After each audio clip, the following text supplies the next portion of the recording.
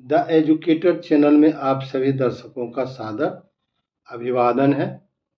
कृपया आप मेरे चैनल को लाइक और सब्सक्राइब करें और कमेंट सेक्शन में अपना जरूरी कमेंट अवश्य दें।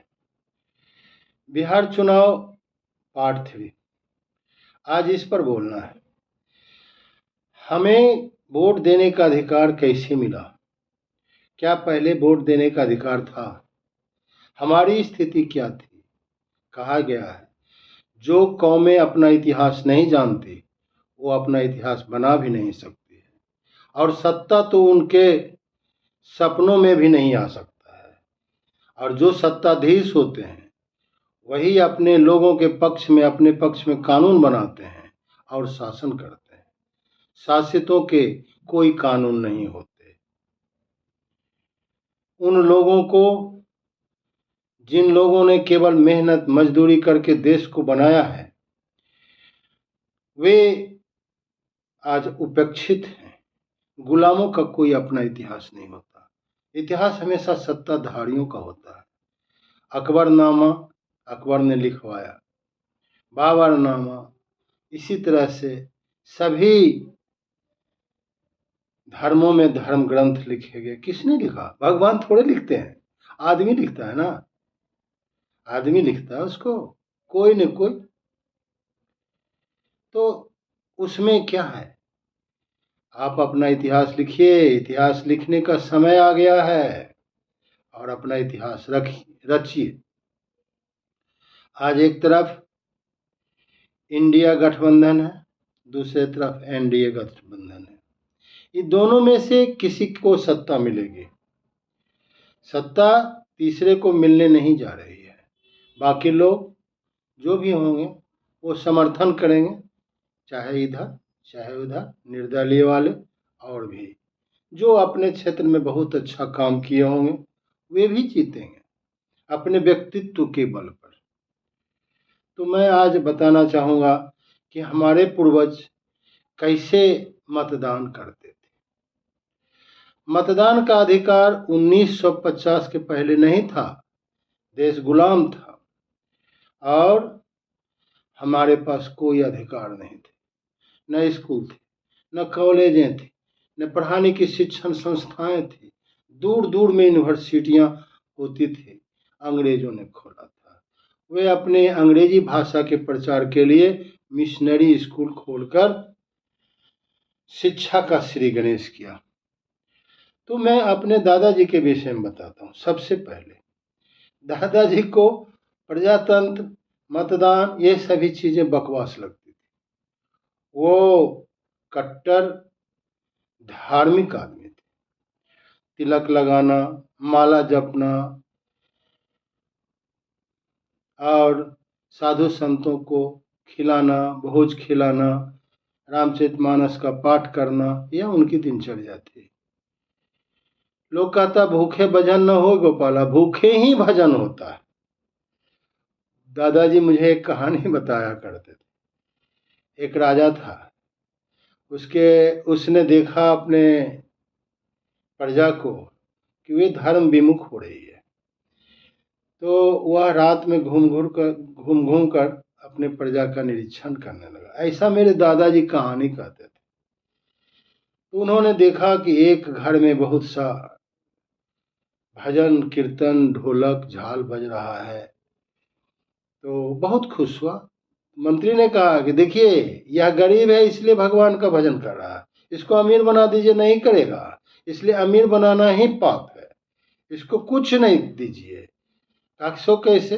बल्कि देखिए, उसने उसके घर में 99 रुपये गिरा दिए और चला गया। गुप्तचर लगा रहा। सुबह उठा, उस परिवार को 99 रुपये मिला। बहुत खुश हुआ। अरे ये तो बहुत बड़ी राशि है, इसको किसी तरह से 100 पूरा तो एक घर बनाएंगे, एक बढ़िया सा चापाकल लगाएंगे, उसमें जो है बाथरूम रहेगा, पखाना रहेगा, वॉशरूम जिसको कहते हैं, तो ये सभी लैट्रिन रहेगा, सुख सुविधा होगा। एक आध मैंने आराम की चीज़ें खरीदेंगे, खटिया खरीद लेंगे, चौकी खरीद लेंगे। और वह बेचारा भिड़ गया, दिन भर काम किया, शाम में थक गया, सो गया। फिर दिन भर काम किया, शाम में सो गया। और राजा को मंत्री लाया कि देखिए क्या हाल है उसका। वो गया, देखता है, अरे शाम में तो भजन कर रहा था, अभी तो सो गया। कल के यही होता है, अपने प्रजा को कंगाल बना दो, वह खुद भगवान का भजन करने लगेगा और सत्ता के विरोध में कुछ भी नहीं बोलेगा। तो क्या किया, अगले दिन राजा के सैनिक गए और उसके घर में जो भी 99 रुपये से वो 100 रुपया होने वाला था, वो सब को छीन कर ले आया। बेचारा फिर अगले दिन से वही प्रभु का भजन शुरू कर दिया, ढोल मंजीरा लेकर सामने सब परिवार गाता बजाता। यह मेरे कहने का क्या तात्पर्य है? मेरे कहने का तात्पर्य है कि अभी भी अपनी आंखों को खोलिए। आपका सत्ता होना चाहिए। आप क्या इस स्थिति में रहना चाहते हैं?